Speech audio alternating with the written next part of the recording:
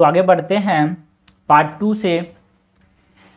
तो हम देखेंगे 51 से नेक्स्ट क्वेश्चंस की। तो ये हमारे पास मंथली मैगजीन्स चल रहा है यार, क्वेश्चन बैंक चल रहा है मार्च 2023 का। तो क्वेश्चन नंबर 51 है, how many the following statement are true regarding the dragon fruit that is Kamalam. क्वेश्चन का लेवल कैसा है, डिफिकल्ट है। हमको बात किसकी करनी है, हमको बात करनी है ड्रैगन फ्रूट की। It is a native fruit of south east Asian countries like Thailand and Malaysia.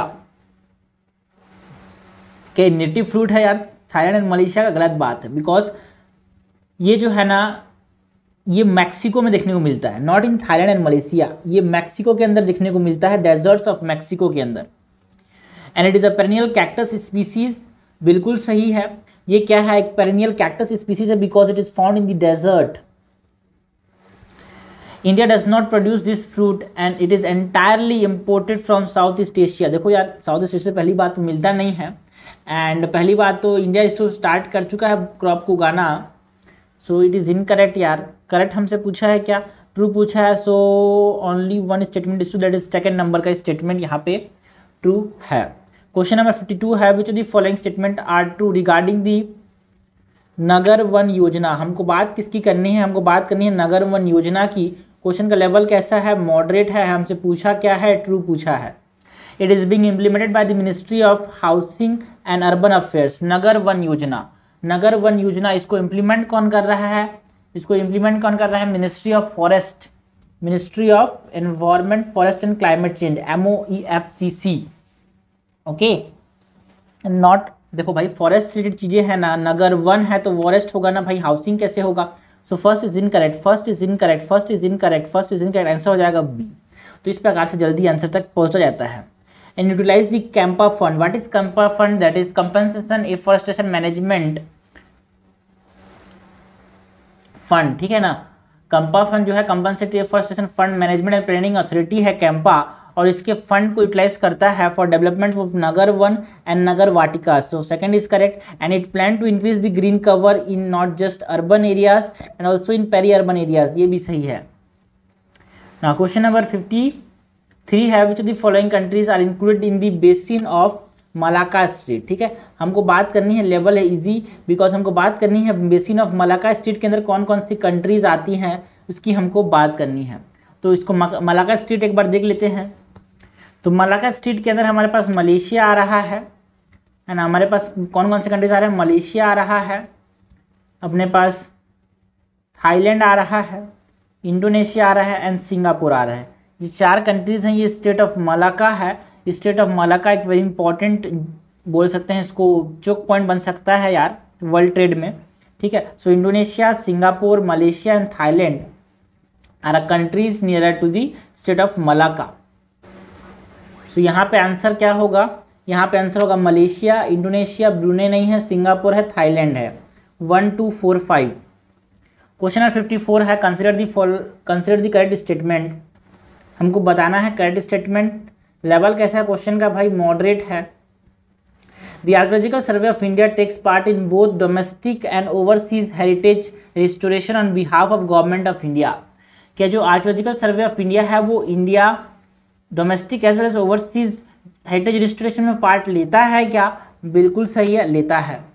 The water heritage sites declared by the water heritage sites are declared by the ASI, that is Archaeological Survey of India, under the Ancient Monument and Archaeological Sites Remains Act of 1958। ये गलत है because there is no provision under the Ancient Monument and Archaeological Sites and Remains Act, है ना, to declare a site as a water heritage site. जो Ministry of Jal Shakti है ना, उसने committee बनाई थी, दैट इज वाटर स्ट्रक्चर, है ना, उसने कमिटी बनाई थी to identify water heritage structures. Okay, so this is incorrect because जो वाटर हेरिटेज स्ट्रक्चर है इसको कौन बताया, मिनिस्ट्री ऑफ जल शक्ति ने बताया। मिनिस्ट्री ऑफ जल शक्ति ने कमिटी बनाई, उसने इसको बताया। सो हमसे करेक्ट पूछा है, करेक्ट हो जाएगा A, that is 1 only. Question number 55 है, with reference to the communication technologies, हमको बात किसकी करनी है, हमको बात करनी है कम्युनिकेशन टेक्नोलॉजीज की। लेवल कैसा है, इजी है, बिकॉज ये प्रीवियस 2020 में आ चुका है, तो आसानी से बनना चाहिए भाई। डिफरेंस बताना है बिटवीन LTE एंड वो LTE। LTE मतलब लॉन्ग टर्म एवोल्यूशन एंड वो LTE means voice over long term evolution. LTE is commonly marketed as 3G। यार LTE में 4G LTE 4G नहीं, LTE 3G नहीं होता, सो दिस इज इनकरेक्ट। आप जल्दी जल्दी, मैंने जियो का सिम खरीदा था ना जब से, तो उस समय LTE लिखाता था पहली बार। LTE is data only technology, वो LTE is voice only technology. No, वो LTE में डाटा प्लस वॉइस दोनों आता है। करेक्ट हमसे पूछा है, करेक्ट तो कोई सा भी नहीं है, आंसर क्या हो जाएगा डी। क्वेश्चन नंबर 56 है, हमको बात किसकी करनी है, हमको बात करनी है सृजन पोर्टल की। सृजन पोर्टल की जो गवर्नमेंट ऑफ इंडिया ने रिसेंटली लॉन्च किया है, ये क्या को प्रमोट करता है, ये हमको बताना है। लेवल है इजी। ओके, तो सृजन टेक्नोलॉजी क्या को प्रमोट करता है, इंडिजिनाइजेशन ऑफ डिफेंस इंडस्ट्री। जो डिफेंस इंडस्ट्री है उसको इंडिनाइजेशन करने की बात करता है कौन, सृजन पोर्टल। कौन सा पोर्टल, सृजन पोर्टल, ठीक है ना। और किसके अंदर काम करता है, ये मिनिस्ट्री ऑफ डिफेंस के अंदर काम करता है। ओके, 57 नंबर क्वेश्चन है, consider the following statement with regard to MP LAD. हमको बात किसी करनी है, MP LAD is member of parliament local area development scheme की बात करनी है ना।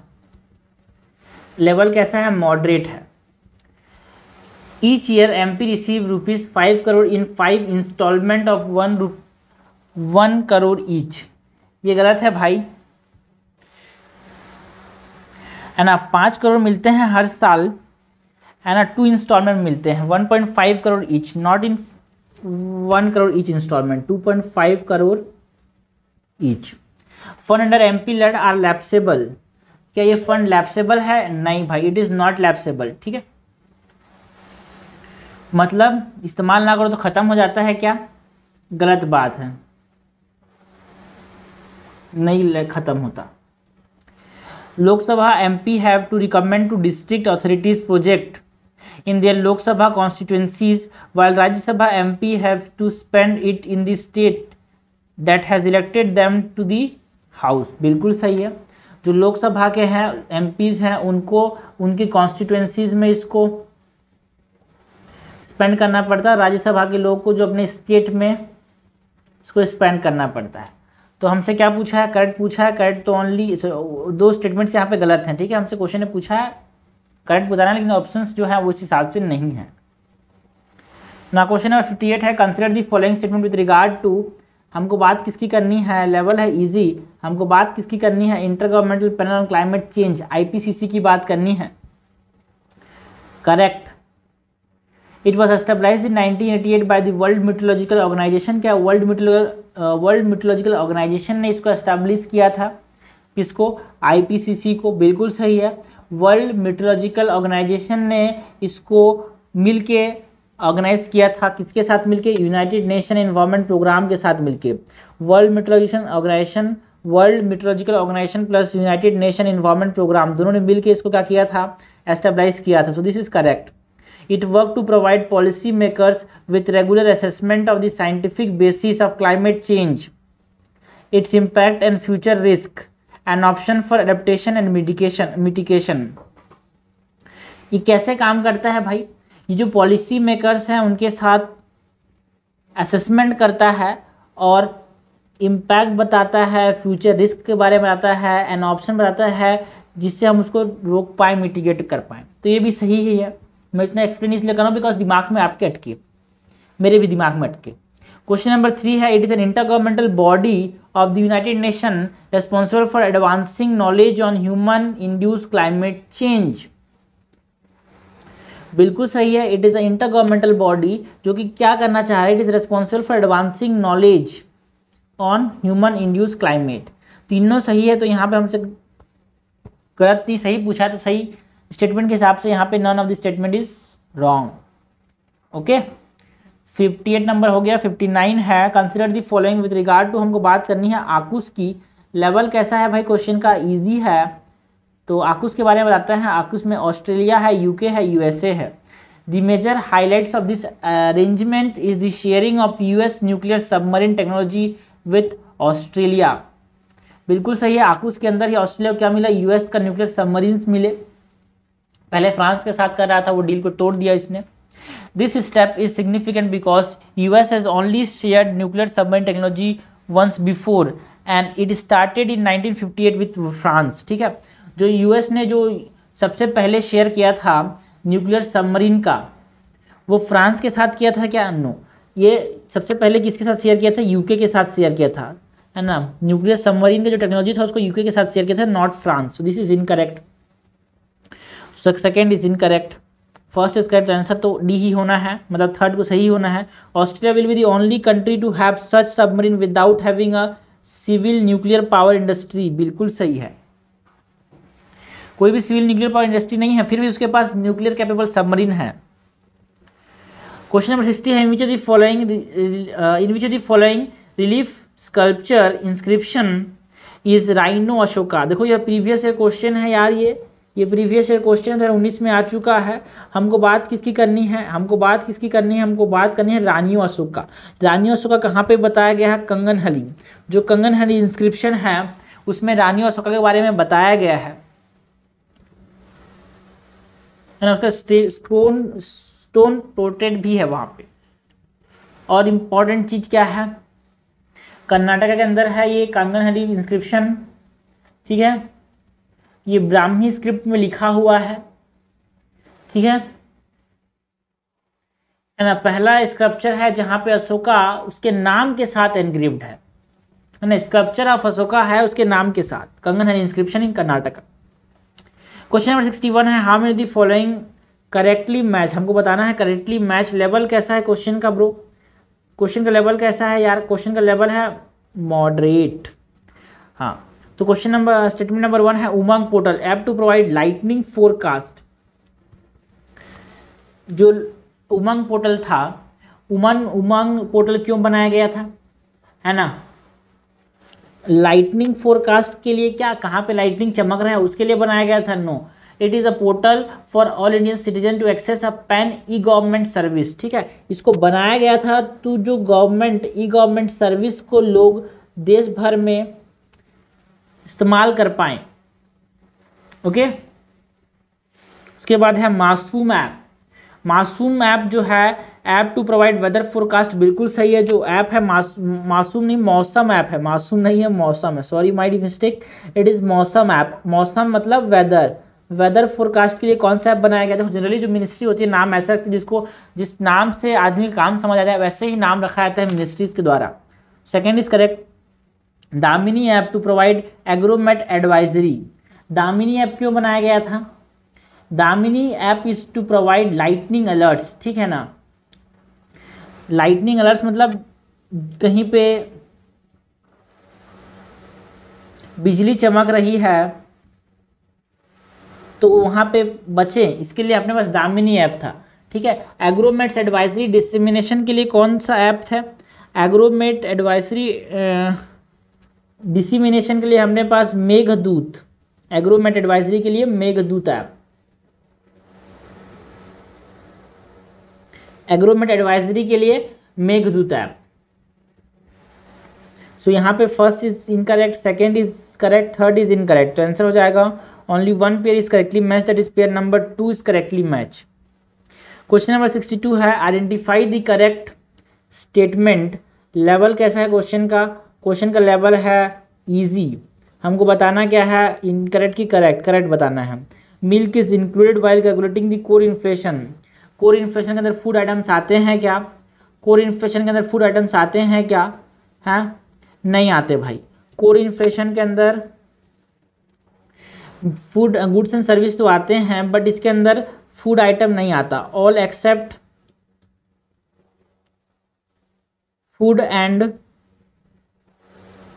एनर्जी नहीं आता किसके अंदर? कोर इन्फ्लेशन के अंदर। So this is incorrect. Operation flood led to India became the world biggest exporter of milk. पहली बात तो इंडिया जो है लार्जेस्ट एक्सपोर्टर नहीं है, बिकॉज हमारे देश में ही इतनी ज़्यादा जरूरत पड़ती है, हम दूसरे देश को क्यों दें? सो दोनों तो इनकरेक्ट है, तो हमसे करेक्ट पूछा भाई, neither one not two is correct. Question number 63 है सिक्योरिटी बॉन्ड। हमको बात किसकी करनी है? सिक्योरिटी बॉन्ड अलायंस की। किसकी? सिक्योरिटी बॉन्ड मिलिट्री एक्सरसाइज किसके किसके बीच में हुआ था भाई? Security bond military exercise. Security bond military exercise की बात करनी है। सो ये किसके किसके बीच में? चाइना, रशिया और ईरान के बीच में हुआ था। किसके किसके बीच में हुआ था? चाइना, रशिया और ईरान के बीच में। किसके किसके बीच में? चाइना, रशिया और ईरान के बीच में सिक्योरिटी बॉन्ड एक्सरसाइज हुआ था। ठीक है, कहाँ पे कंडक्ट किया गया था इसको? गल्फ ऑफ ओमान के अंदर। So China, Russia and Iran. 2, 3, 4 answer हो जाएगा बी। आंसर क्या होगा? आंसर हो जाएगा बी।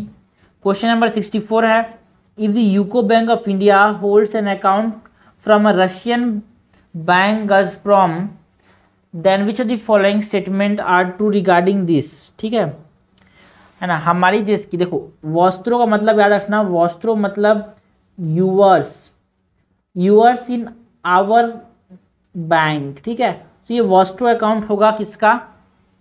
गज़प्रॉम बैंक का। It is an vostro account of SBI. No, ये वॉस्ट्रो अकाउंट होगा गज़प्रॉम बैंक का।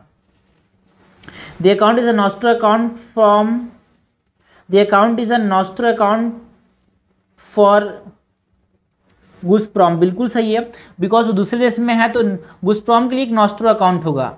The currency will be maintain in this account will be rouble. ठीक है ना? यूको बैंक हमारे देश में है तो करेंसी कैसा होगा? रूबल नहीं होगा, ये रूपी होगा। So third is incorrect. Third is incorrect. Okay, third is incorrect. Answer क्या बचा? ए 1 and 2 only. And the account is a Vostro account of SEBI. बिल्कुल सही है,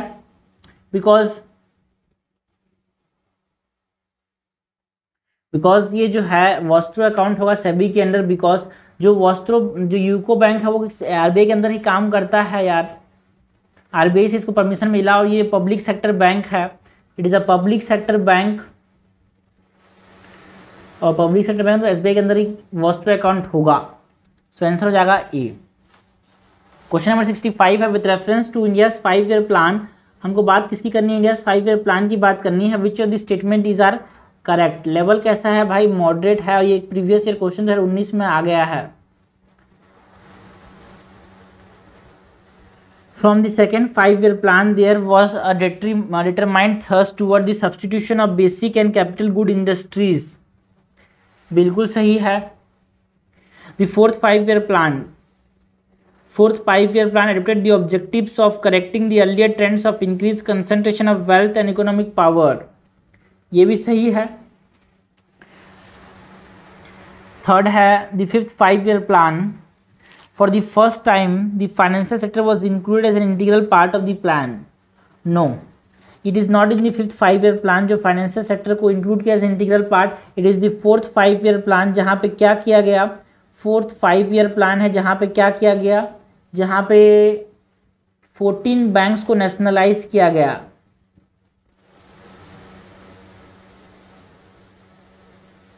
दिस इज इनकरेक्ट। हमसे करेक्ट पूछा गया है, करेक्ट हो जाएगा ए 1 and 2 ओनली। उसके बाद आगे बढ़ते हैं। क्वेश्चन नंबर 66 से consider the following statement with respect to Prime Minister Employment Generation programme.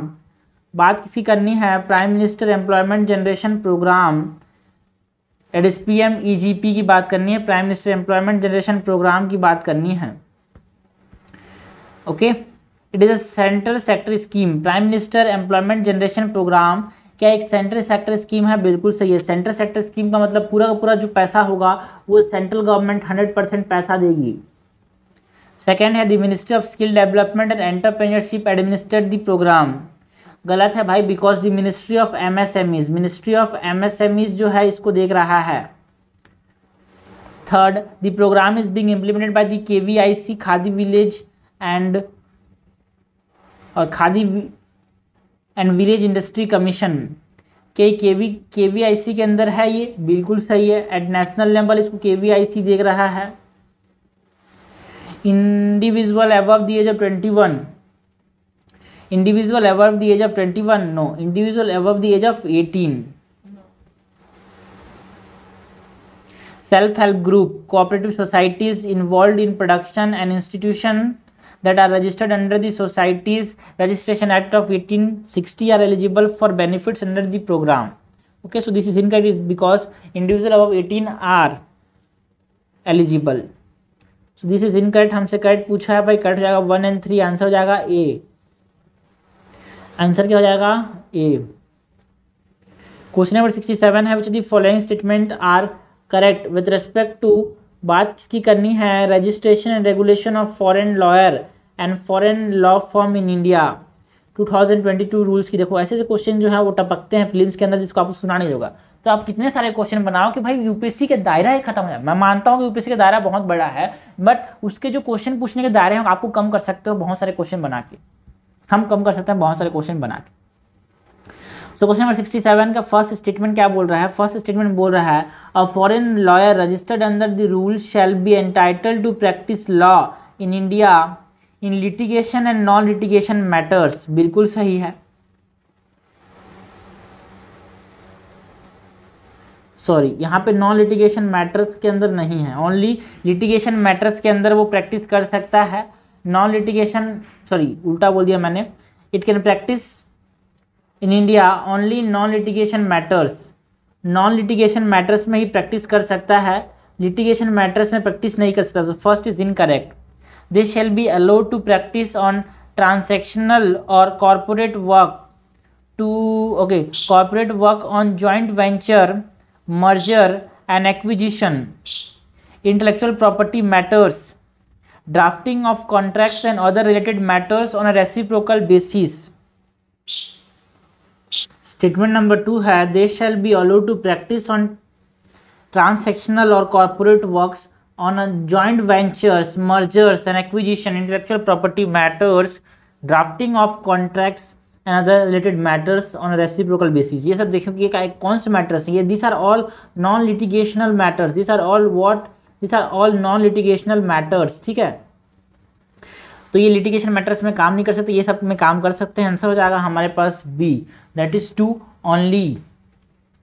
68 है, with respect to exercise Sea Dragon, हमको बात करनी है एक्सरसाइज डी सी ड्रैगन की, है ना। एक लेवल इजी, क्योंकि बहुत सारे न्यूज़ में था एक्सरसाइज सी ड्रैगन, करेक्ट हमसे पूछा है एक्सरसाइज सी ड्रैगन के बारे में। It is an annual multi national high end exercise hosted by the Australian navy. इसको ऑस्ट्रेलियन नेवी होस्ट नहीं करता, यूएस नेवी होस्ट करता है एक्सरसाइज सी ड्रैगन को, है ना। और ये एनुअल है, बिल्कुल सही है। Multinational high end exercise है, बिल्कुल सही है, but it is not hosted by Australia, but it is hosted by US. Second है, the exercise primarily focus on anti submarine warfare, बिल्कुल सही है, एंटी सबमरीन वॉरफेयर में फोकस करता है। आंसर हो जाएगा बी, आंसर हो जाएगा बी। क्वेश्चन नंबर 69 है, which of the following is best description of mission सहभागिता। लेवल है मॉडरेट, मिशन सहभागिता की बात करनी है अपने को, ओके। मिशन सहभागिता, कौन से mission, mission Sahbhagita. It is a scheme comprising project aimed at infrastructure development of India's international border. No, ये एक ऐसा प्लेटफॉर्म है फॉर शेयरिंग वेटलैंड मैनेजमेंट, ठीक है ना। सहभागिता जो है वो किसके साथ रिलेटेड है, it is related to wetland management, okay. Sahbhagita it is a platform for sharing wetland management experience, best practice, success stories and associated challenges. Sahbhagita को याद रखना, Sahbhagita is that is related to wetlands. तो ऐसे छोटी छोटी चीजें काम आती है एग्जाम में। क्वेश्चन नंबर 70 है, which one of the following was a journal brought out by Abdul Kalam Azad. Abdul Kalam Azad ने लाया था, एक प्रीवियस क्वेश्चन है भाई, है ना। बात किसकी करनी है, जनरल की बात करनी है, that is brought by Abdul Kalam Azad, ठीक है। सो अल हिलाल जो है ना वो किन्होंने लिखा था, अल हिलाल जो था वो अब्दुल कलाम आज़ाद ने लिखा था, ठीक है, याद रखना, है ना। ब्रिटिश राज में अब्दुल कलाम आज़ाद ने अल हिलाल लिखा था। कॉमरेड जो है, कॉमरेड किसने लिखा था, कॉमरेड किसने लिखा था, मौलाना मोहम्मद अली ने लिखा था, ठीक है ना। Comrade it is an English language newspaper, इसको लिखा था मौलाना Mohammad Ali.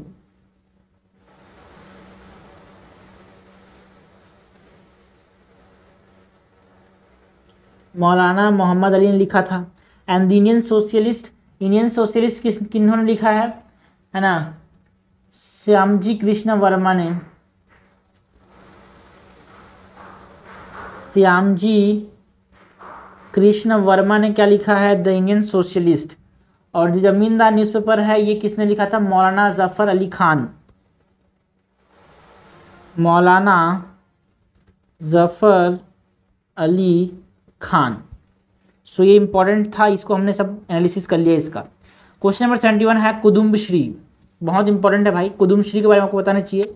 Is one of the largest women self help group network in the world, seen in the news, is associated with the following state. तो कर्नाटक के साथ ये एसोसिएटेड है, इतना तो पता होना चाहिए। Kudumbashree is the largest self help group network and it is associated with what, it is associated with which state, it is associated with the Kerala state. Question number 72 है कंसिडर द फॉलोइंग पेयर्स। ठीक है, level कैसा है भाई इसका, level है difficult, क्योंकि national highway की बात करें तो कोई क्वेश्चन ऐसे क्वेश्चन आते हैं जो कि बाउंसर आते हैं। अगर बाउंसर आपको अच्छे से खेलने आते तो आप बाउंसर को भी छक्का लगा सकते हो, अगर आपको पता हो कि बाउंसर आने वाले हैं, इसलिए इसकी तैयारी हमेशा करते रहना चाहिए। सो क्वेश्चन नंबर 71 में क्या है, नेशनल हाईवे दिए हैं and deals with waterway. National highway 16 किसके साथ डील करता है, बराक रिवर के साथ डील करता है क्या, बिल्कुल सही है, बिकॉज जो नेशनल वाटरवे 16 है ना, नेशनल वाटरवे 16 है वो बराक रिवर के साथ डील करता है। और ये बराक रिवर कौन सी नदी में बहती है भाई, है ना, लसम के अंदर। नेशनल वाटरवे 37 जो है वो गंधक रिवर के साथ एसोसिएट करता है, और गंधक रिवर कहाँ बहती है भाई, उत्तर प्रदेश और बिहार के अंदर। So this is also correct. National waterway 46 Indus river के साथ एसोसिएटेड है क्या, बिल्कुल सही है, जो national waterway 6 is associated Indus river and national waterway 100 is associated with Tapi river. तो सारे के सारे करेक्टली मैच हैं, आंसर क्या हो जाएगा 72। तो एक तरह से आपको ये बताना चाह रहा है कि भाई नेशनल वाटर से 16, 37, 46, 100 की बात आई तो आपको इस तरह से मैच करना है। क्वेश्चन नंबर 73 है which the following statement is correct with respect to Pradhanmantri Janjatiya Vikas mission. Correct बताना है प्रधानमंत्री जनजातीय विकास मिशन के लिए। इसका जो लेवल है वो है medium. Okay, so first statement is the under the mission minor forest produce gathered by tribal will be processed in Vandhan Kendras and marketed through Jan Dhan producer enterprises। तो प्रधानमंत्री जनजातीय विकास mission की बात करनी है, very important है यार। इसमें क्या होता है, जो माइनर फॉरेस्ट प्रोड्यूस होते हैं ना जनजातीय विकास मिशन के अंदर, जनजातीय विकास मिशन के अंदर क्या होता है, जनजातीय विकास मिशन के अंदर जो माइनर फॉरेस्ट प्रोड्यूस होते हैं, जैसे कि महुआ हो गया, अपने छत्तीसगढ़ के एरिया में बहुत सबसे ज़्यादा खरीदी छत्तीसगढ़ में खरीदी गई है जनजातीय विकास मिशन के अंदर। ठीक है, इसमें प्रोसेस कहाँ पे किया जाता है, वनधन केंद्राज होते हैं, वनधन केंद्राज होते हैं, और इसको मार्केट किया जाता है जनधन प्रोड्यूसर एंटरप्राइजेस के through. And TRIFED would be the nodal agency for implementing the scheme. बिल्कुल सही है, ट्राइफेड। व्हाट इज ट्राइफेड, ट्राइफेड क्या है भाई, it is nodal agency that is implementing this scheme and it aim to transform village with significant tribal population into model villages, है ना। तो देखो ये नहीं है, जो प्रधानमंत्री आदि आदर्श ग्राम योजना है उसने ट्रांसफॉर्म करने की बात की थी, ठीक है ना। आदि प्रधानमंत्री आदि आदर्श ग्राम योजना,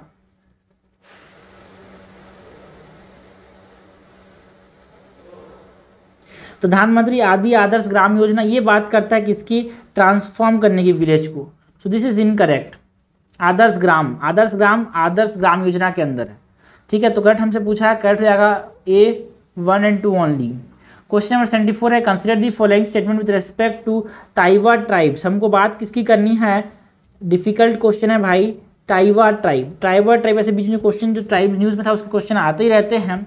सोकरा Misawa is a spring time festival of the Tiwas where they worship the deities of nature. बिल्कुल सही है, सोखरा मिसावा एक स्प्रिंग के समय ये फेस्टिवल सेलिब्रेट किया जाता है तिवास के द्वारा, and they were recognised as scheduled tribe within the state of Tripura. क्या ये त्रिपुरा के अंदर है भाई? No, this are scheduled tribes within the state of Assam and not Tripura. Sogra Misawa are the tribes within Assam. Correct हमसे पूछा गया है, करेक्ट हो जाएगा 1 ओनली।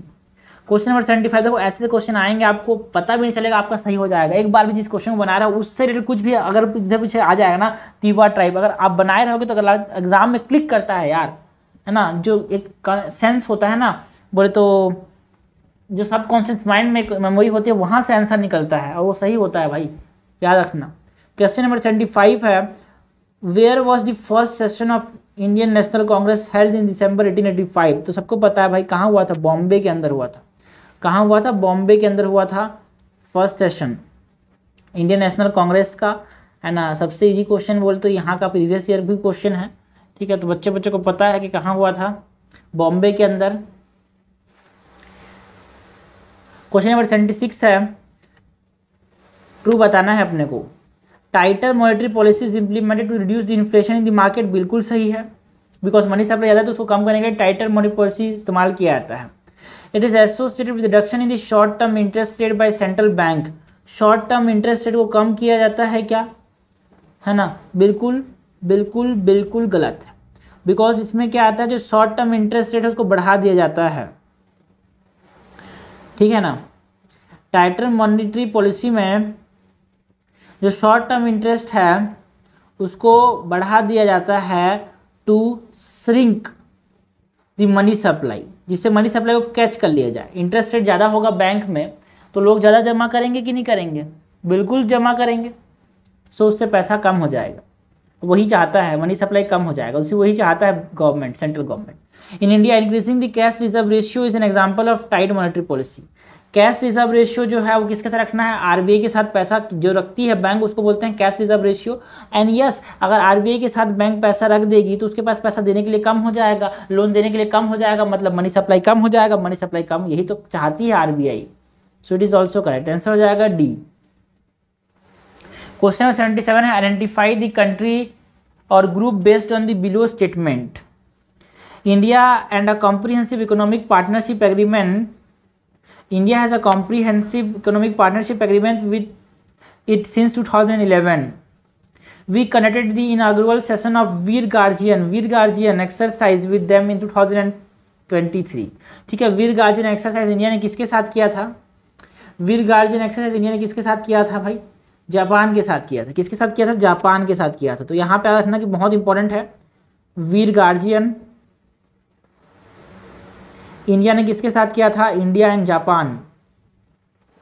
और इंडिया का free trade economic comprehensive economic partnership agreement है जापान के साथ। And India has a clean energy partnership and nuclear deal with him.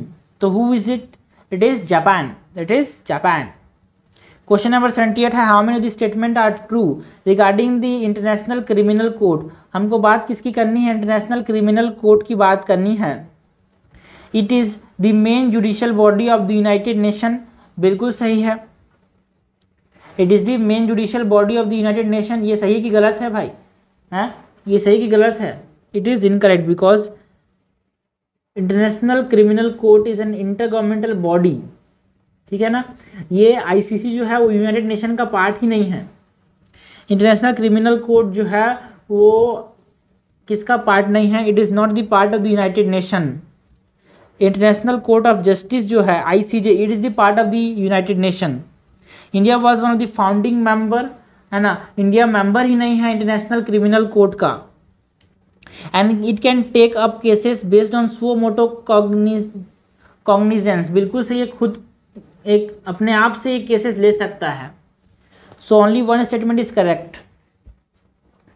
79 है, which of the statement are true regarding convalescent plasma therapy.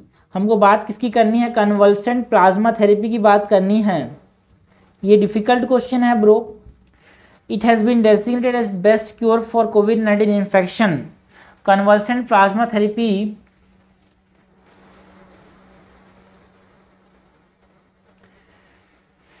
इसको मना किया गया WHO के द्वारा, बिकॉज कन्वल्सेंट प्लाज्मा थेरेपी से कोई क्लिनिकल इम्प्रूवमेंट देखने को नहीं मिला, है ना।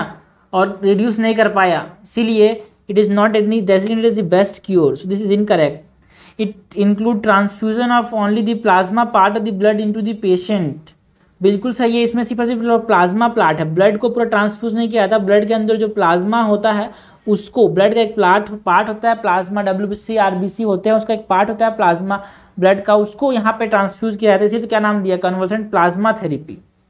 फर्स्ट इज इनकरेक्ट यार, सेकंड तो दोनों में है तो मतलब पहले ही सेकंड सही हो जाएगा। The donor must have in the past been infected and should have recovered from the disease, है ना। क्या प्लाज्मा थेरेपी में उसको बीमारी होना जरूरी है? बिल्कुल जरूरी है, क्योंकि उसने बीमारी हुई, उसने बीमारी से लड़ा और तभी तो उसके अंदर एंटीबॉडीज बने, और तभी तो प्लाज्मा थेरेपी से उसके बॉडी में जो डोनर है उससे जो रिसिपिएंट है उसके बॉडी में एंटीबॉडीज जा रहे हैं। सो this is correct and it can used only for the treatment of infectious disease.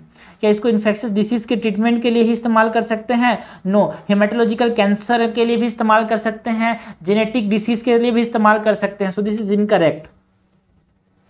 Answer हो जाएगा B 2 and 3 only.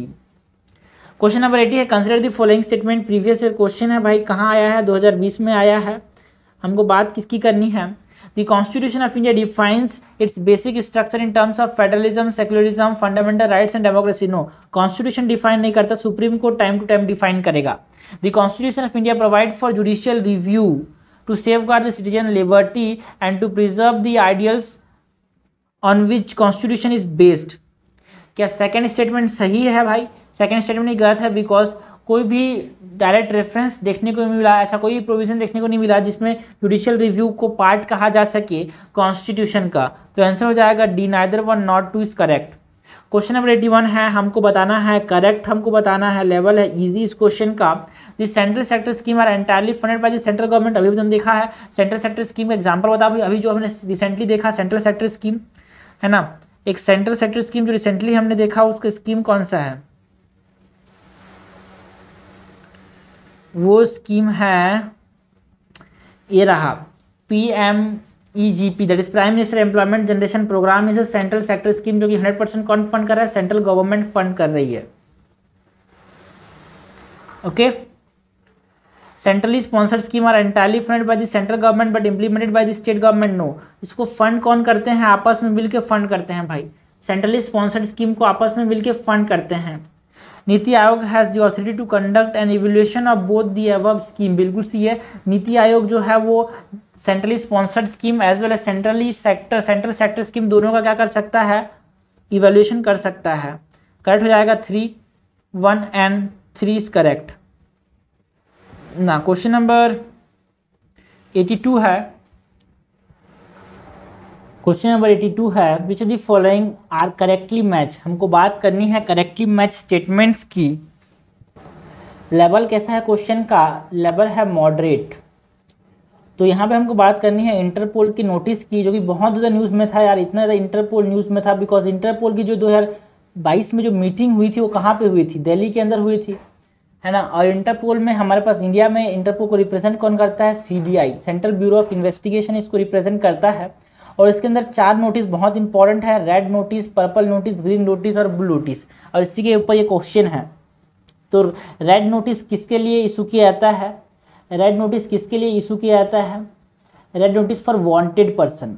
Red notice किसके लिए इशू किया जाता है? वांटेड पर्सन के लिए, बिल्कुल सही है। एंड पर्पल नोटिस किसके लिए इशू किया जाता है? एडिशनल इन्फॉर्मेशन के लिए पर्पल नोटिस इशू किया जाता है, and not for modus operandi. ठीक है, तो सेकंड तो गलत ही है। ऊपर से ग्रीन नोटिस, जो ग्रीन नोटिस है वो क्यों इशू किया जाता है? फॉर वार्निंग इंटेलिजेंस, ठीक है ना। दिस इज इनकरेक्ट, ये भी गलत हो जाएगा, एडिशनल इन्फॉर्मेशन भी गलत हो जाएगा। उसके बाद ब्लू नोटिस, जो ब्लू नोटिस है वो क्यों दिया जाता है ना? एडिशनल इन्फॉर्मेशन के लिए ब्लू नोटिस दिया जाता है। पर्पल नोटिस क्यों दिया जाता है? Purple notice for modus operandi. So this is correct यार, पर्पल नोटिस जो है वो मोडस ऑपरेंडी के लिए इशू किया जाता है ना। और ग्रीन नोटिस जो है वो इंटेलिजेंस के लिए, है ना। ग्रीन नोटिस जो है वो इंटेलिजेंस के लिए इशू किया जाता है। Purple notice for modus operandi, red notice for wanted person. कुछ ना पता हो लेकिन ये जरूर पता होना चाहिए कि रेड नोटिस किसके लिए इशू किया जाता है? For wanted person. Red notice किसके लिए इशू किया जाता है? For wanted person. Okay. So green notice हो गया, एडिशनल इन्फॉर्मेशन हो गया। ब्लू नोटिस है अनआइडेंटिफाइड बॉडीज, ठीक है। ब्लू नोटिस जो है वो किसके लिए इशू किया जाता है? ब्लू नोटिस जो है वो एडिशनल इन्फॉर्मेशन सीख करने के लिए इशू किया जाता है, ठीक है। तो अनआइडेंटिफाइड बॉडीज के लिए कौन सा नोटिस इशू किया जाता है? Black notice, okay. So this is incorrect, okay. Green notice और ब्लू नोटिस में देखना भाई ऊपर नीचे हो गया। ग्रीन नोटिस में क्या हुआ था? ग्रीन नोटिस में हमारे पास इंटेलिजेंस शेयर करने, इंटेलिजेंस की बात होती है। ग्रीन नोटिस में किसकी बात होती है? इंटेलिजेंस की, ओके। तो फिर से बात बोलते हैं, red notice for wanted person, purple notice modus operandi, green notice for intelligence and blue notice for additional information, black notice for unidentified bodies. तो यहां पे हमसे पूछा है करेक्टली मैच हो जाएगा ए 1 and 2 ओनली, ओके। इसके बाद क्वेश्चन नंबर 83 देखते हैं। क्वेश्चन नंबर 83 है what do you understand about LVM3, है ना। LVM3 के बारे में आप क्या जानते हो? भाई हमको बात करनी है LVM3, बहुत ज़्यादा न्यूज़ में था इसीलिए हमको बात करनी है LVM3 की। What is LVM3? That is launch vehicle mark 3। LVM3 is what? It is launch vehicle mark 3 is LVM3, okay. So LVM3 क्या है? LVM3 क्या है? It is a geosynchronous launch vehicle of the country, बिल्कुल सही है। It is a geosynchronous launch vehicle, है ना। GSLV mark 3 बोलते हैं इसको, ठीक है ना। GSLV पूरा नाम क्या है इसका? GSLV mark 3।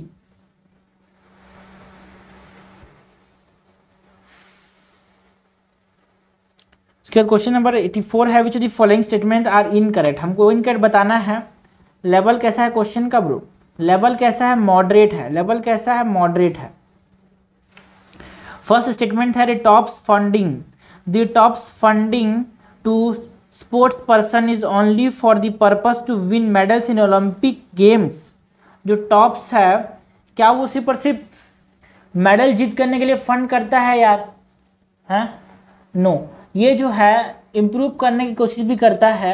India's performance in the Olympics and para Olympics, है ना। It's suppose customised training of medal prospect including the Olympic games, Asian games and, समझ लेना, it is not only purpose of winning medals but also, है ना, youth को क्या बोलते हैं? यूथ को मोटिवेट करना, इसका एक और काम है। This is incorrect. TOPS funding is given to new sports person who have never represented India in Olympics yet. No such restriction, ऐसा नहीं है कि भाई न्यू को देंगे, किसी को भी दे सकते हैं। तो कट हमसे पूछा गया है, सॉरी इनकट हमसे पूछा गया, याद रखना हमेशा क्या पूछा गया? इनकट is both 1 and 2। Question number 85 है which of the following statement are correctly explain the impact of industrial revolution on India.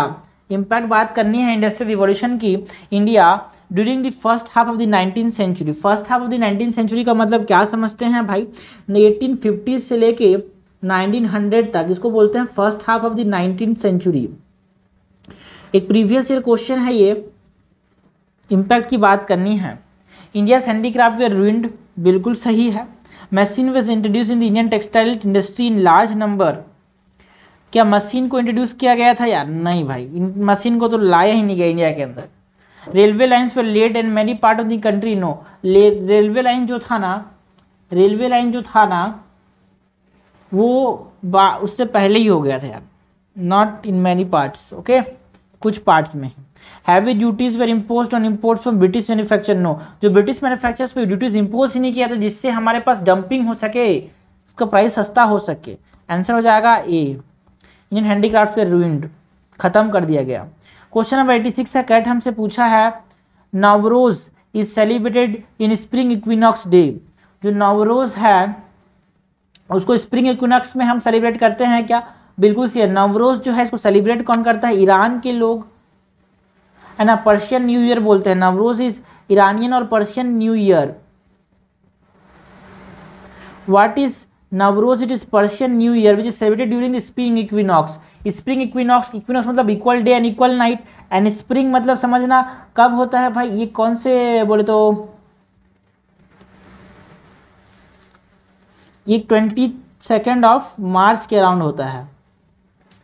Ugadi is mainly celebrated in Karnataka and Andhra Pradesh, बिल्कुल सही है।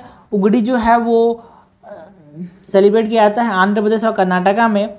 Gudi Padwa marks the beginning of the harvest of rabi crop, बिल्कुल से गुड़ी पड़वा जो है वो generally इसको महाराष्ट्र में सेलिब्रेट किया जाता है ना। और it marks what, it marks the harvest season, okay, beginning of the harvest season of rabi crop. और इसको हम बोल सकते हैं Maharashtrian new year.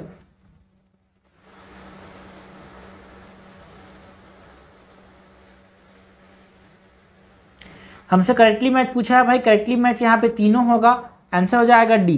Question number 87 है, how many the following are correct. Level क्या है, लेवल है क्वेश्चन का डिफिकल्ट।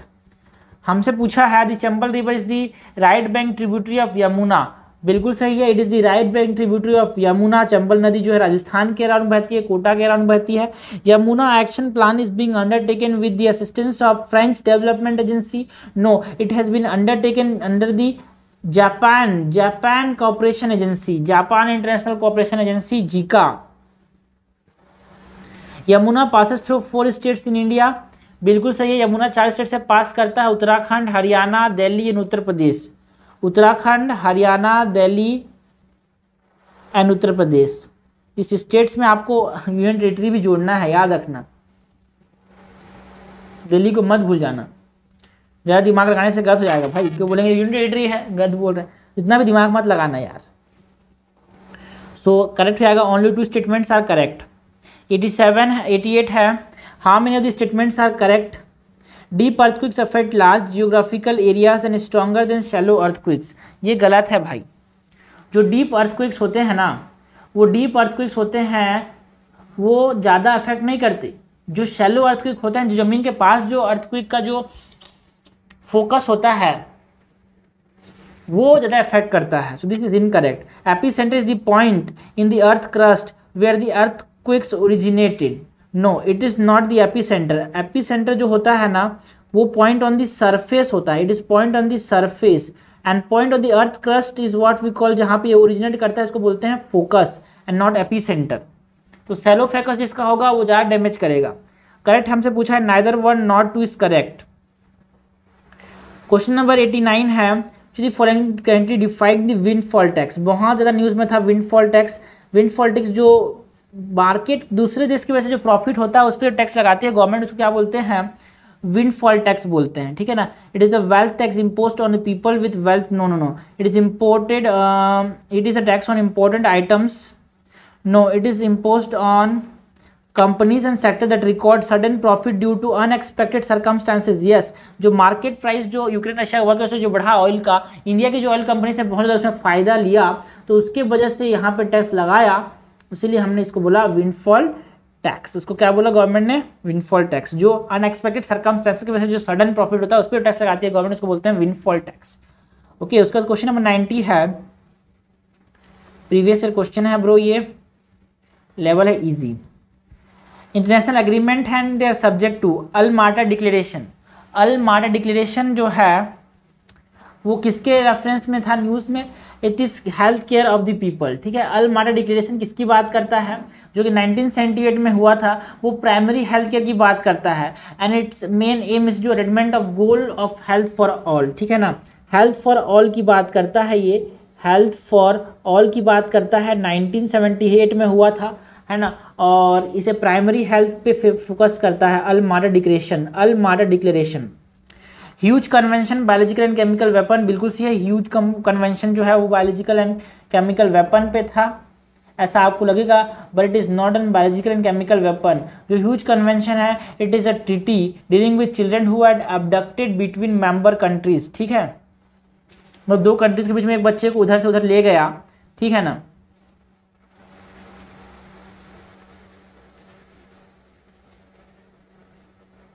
उसके लिए सपोज एक कंट्री से कोई चिल्ड्रन को उठा के ले गया दूसरे कंट्री में बेच दिया, तो उसको एक एक्सचेंज करने के लिए है Hague convention. And Talanoa declaration global climate change, बिल्कुल सही है, ग्लोबल क्लाइमेट चेंज के रेफरेंस में था तेलनोआ डिक्लेरेशन। अंडर 2 कोलिशन जो था, है ना, अंडर 2 कोलिशन जो था it is with reference to Paris agreement. Under two coalition जो था वो पेरिस एग्रीमेंट के टर्म्स में ये न्यूज़ में था। ओके, तो करेक्टली मैच हमसे पूछा है, करेक्टली मैच हो जाएगा 1 और 3, आंसर हो जाएगा सी। आंसर क्या जाएगा सी। 91 नंबर क्वेश्चन है, consider the following statement with regard to high seas. High seas की बात करनी है, लेवल इजी है यार, हाई सीज की बात कर लेते हैं। UN clause, that is UN convention on laws of the sea, define the rights and duties of country in ocean, the extent of ocean area over which country could claim sovereignty and the legal status on marine areas is called high sea. No, ये high seas नहीं है भाई, it is territorial jurisdiction. अरे भाई हमसे पूछा है क्या हाई सीज, समझ में आ रहा है। यूएन क्लॉज डिफाइन करता है क्या, ये बिल्कुल सही, यूएन क्लॉज डिफाइन करता है ये सब चीज, कितना एरिया किसका होगा, किसमें क्या होगा। UN clause establish exclusive economic zones ocean area up to 200 miles from the coast line where a country would have exclusive rights over all economic resource such as fish, oil, minerals and gas. बिल्कुल गलत है भाई, जो exclusive economic Jones है वो 200 miles नहीं है, it is 200 nautical miles. Nautical miles ज्यादा होता है भाई माइल्स से, याद रखना।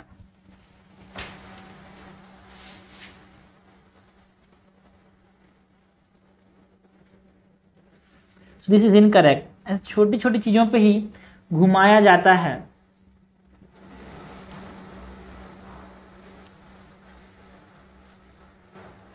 High seas are the area beyond the exclusive economic zones of any country, बिल्कुल सही है। हाई सीज जो होते हैं एक्सक्लूसिव इकोनॉमिक जोन्स के बियॉन्ड होते हैं। करेक्ट हमसे पूछा है, करेक्ट हो जाएगा यहाँ पे, only one statement is wrong. समझ में आ गया। क्वेश्चन नंबर 92 है, 92 देखते हैं। Consider the following statement with regard to insolvency and bankruptcy code. हमको बात करनी है आईबीसी कोड्स की, that is insolvency and bankruptcy code की बात करनी है। It is a reform enacted in 2016 which amalgamates various law relating to insolvency resolution of business firms.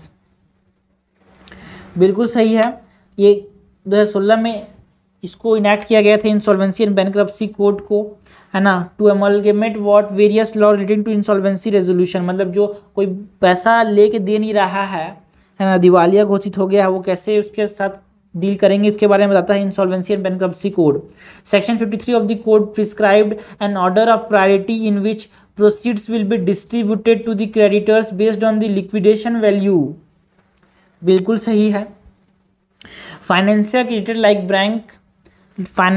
Like banks have the last claim until exhaustion. किनके पास last claim होता है यार, they have the first claim not last claim. मतलब जो financial creditor जिसने पैसा दिया है, तो उसकी जो चीज़ें हैं, जो साला दे नहीं रहा है पैसा, तो उसके ऊपर जो सबसे पहला अधिकार जो है वो किसका बनता है, फर्स्ट क्लेम किसका बनता है, फाइनेंशियल क्रेडिटर का बनता है। आंसर हो जाएगा सी 1 और 2 ओनली। आंसर हो जाएगा सी 1 और 2 ओनली। क्वेश्चन नंबर 93 है, consider the following statement with regard to different generations of telecom communication. हमको बात किसकी करनी है, different generations of telecom communication की। 1G was launched in 1980s and worked on the analog radio signal and supported only voice calls। बिल्कुल सही है, 1G में सिर्फ वॉइस कॉल्स ही होते थे। 2G में 1990s में आया, विच use digital radio signals and support both voice and data transmission with a bandwidth of 64। क्या 2G में वॉइस भी होता था, डाटा भी होता था, बिल्कुल सही है। 3G was launched in 2000s with speed of 1 Mbps to 2 Mbps and it has the ability to transmit telephone signal including digitized voice, video call and conferencing. बिल्कुल सही है, डिजिटाइज्ड वॉइस हम लोग मोबाइल डाटा के through बातचीत कर सकते थे, मतलब इंटरनेट के थ्रू बातचीत कर सकते थे, वीडियो कॉल कर सकते थे 3G के थ्रू। तो करेक्ट हमसे पूछा है भाई, यहाँ पे कोई सा भी रॉन्ग नहीं है। 94 है, consider the following statement with regard to Padma awards और भारत रत्न। हमको बात किसकी करनी है, पद्मा अवार्ड्स जो कि न्यूज़ में थे यार, दिए गए थे, तो न्यूज़ में है, तो इसको पूछा ना, तो ईजी है भाई। Padma award were instituted in 1990 से 1954, बिल्कुल सही है। The award are conferred on the recommendation made by Padma award committee which is constituted by the prime minister, बिल्कुल सही है। The number of Bharat Ratna award is restricted to maximum of 5 in a particular year. No, it is restricted to maximum 3। Bharat Ratna एक साल में जैसा कितना दे सकते हैं, 3 दे सकते हैं। करेक्ट पूछा है, करेक्ट हो जाएगा ए। क्वेश्चन नंबर 95 है, the black cotton soil of India has been formed due to the weathering of it is form due to the weathering of what, it is form during the weathering of the volcanic rock, ठीक है ना। जो volcanic rock थे उनकी weathering की वजह से क्या बना, ब्लैक कॉटन सॉइल बना। सो क्या बोलते हैं, ब्लैक कॉटन सॉइल को रेगूर भी कहते हैं। डेक्कन प्लेटू में बहुत ज़्यादा मिलने को देखने को मिलता है ये, राजमहल टैप या फिर डेक्कन ट्रैप में। क्वेश्चन नंबर 96 है, consider the following statement with respect to coal bed methane. CBM की बात करनी है हमने को, क्वेश्चन कैसा है, डिफिकल्ट है यार, कोल्ड बेड मीथेन की बात करनी है। It is an unconventional form of natural gas found in the coal deposits और coal seams and it is primarily clean energy source of natural gas. बिल्कुल सही है यार, क्लीन एनर्जी है ये। The extraction of CNG reduce explosion hazard in underground coal mines, no. It increase the okay, the extraction of CNG reduces the explosion hazards. How? Because CNG जो है, अगर हम लोग यहाँ पे कंप्रेस नेचुरल गैस लेते हैं तो वहाँ पे एक्सप्लोजन हज़ार्ड चांसेस कम है। अगर यहाँ पे CNG, अगर हम मीथेन यहाँ पे एक्सट्रैक्ट करते हैं तो वहाँ पे एक्सप्लोजन हज़ार्ड के चांसेस ज़्यादा हैं। This is correct. Coal bed methane has high level of hydrogen sulphide. Coal bed methane में हाइड्रोजन सल्फाइड ज़्यादा होता है, नो नहीं होता भाई, कम होता है। उसी वजह से क्या बोलते हैं, स्वीट गैस, क्योंकि इसमें हाइड्रोजन सल्फाइड कम होता है। हाई हाइड्रोजन सल्फाइड किसमें होता है भाई, नेचुरल गैस के अंदर। नेचुरल गैस के अंदर क्या होता है,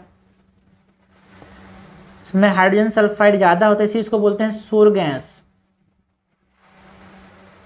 करेक्ट हमसे पूछा है, करेक्ट जाएगा C1 and 2 only. Okay, question number 97 है, विद रेस्पेक्ट टू प्रधानमंत्री फसल बीमा योजना। हमको बात करनी है फसल बीमा योजना की। क्वेश्चन का लेवल कैसा है भाई, ये क्वेश्चन का लेवल है मीडियम और डिफिकल्ट। डिफिकल्ट हमको बताना है correct. Under this scheme farmer will have to pay a uniform premium of 2% for any crop that cultivate in any season of the year. देखो भाई, खरीफ क्रॉप के लिए 2% है, राबी क्रॉप के लिए 1.5% है। 2.5% for kharif crop, 1.5% for rabi crop and 5% for horticulture crop. So it is not a uniform premium of 2% for any crop. Pest infestation and theft that cause loss are covered by PMFBY. No, pest infestation जो है इसके अंदर cover नहीं होता। House breaking, theft, burglary, it is not covered under this. इसके अंदर flood आता है, ड्रट आता है, पेस्ट इन्फेस्टेशन आता है, बट थेफ्ट नहीं आता, ठीक है ना। चोरी किसी ने आपको उठा के ले गया तो आपका फसल बीमा आपके अंदर आएगा, नहीं आएगा। This is incorrect. करेक्ट हमसे पूछा है तो नॉन इज करेक्ट। 98 है, which of the following is are correctly matched, ठीक है। सीखो और कमाओ, upgrade the skill of minority women in age group of 18 to 24। क्या सीखो और कमाओ जो है वो 18 to 25 की बात करता है? No, it talks about 14 to 45। US Ustad, preserve the rich heritage of traditional arts craft minority. बिल्कुल सही है। उस्ताद किसकी बात करता है? It talks about the preservance of rich heritage of traditional art craft of minorities. Naya Savera scheme, Naya Savera scheme जो है special coaching for qualifying examination for admission in technical professional course and competitive examination. बिल्कुल सही है। न्याय शेवरा स्कीम जो है ये coaching provide करता है नीट, यूपीएससी और जेई के लिए। करेक्ट हमसे पूछा है भाई, करेक्ट हो जाएगा B2 and 3 only. Question number 99 है, with respect to single use plastic. हमको बात किसकी करनी है? हमको बात करनी है सिंगल यूज प्लास्टिक की। बताना है करेक्ट क्या है। क्या बताना है अपने को? करेक्ट क्या है? India has ban the manufacture, import, stocking, distribution, sale and use of all single use plastic. क्या सारे के सारे सिंगल यूज प्लास्टिक को इंडिया ने बैन कर दिया है ना? नहीं, सिर्फ और सिर्फ ऐसे सिंगल यूज प्लास्टिक को बैन किया है जिनका यूटिलिटी बहुत कम है और लिटरिंग पोटेंशियल बहुत ज़्यादा है। So this is incorrect. India has ban only दो single use plastic which has low utility and high littering potential. Littering मतलब गंदगी ज़्यादा करता है। The ban will be monitored by CPCB, that is Central Pollution Control Board from the center, and by the State Pollution Control Board that will report the central regularly. बिल्कुल सही है.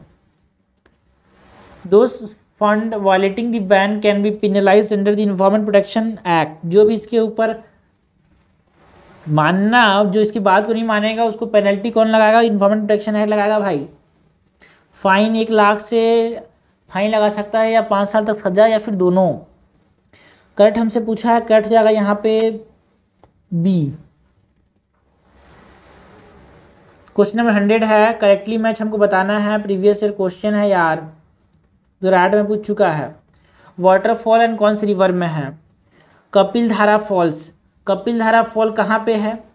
गोदावरी नदी के ऊपर है क्या? नो, कपिल धारा फॉल जो है वो नर्मदा के ऊपर है.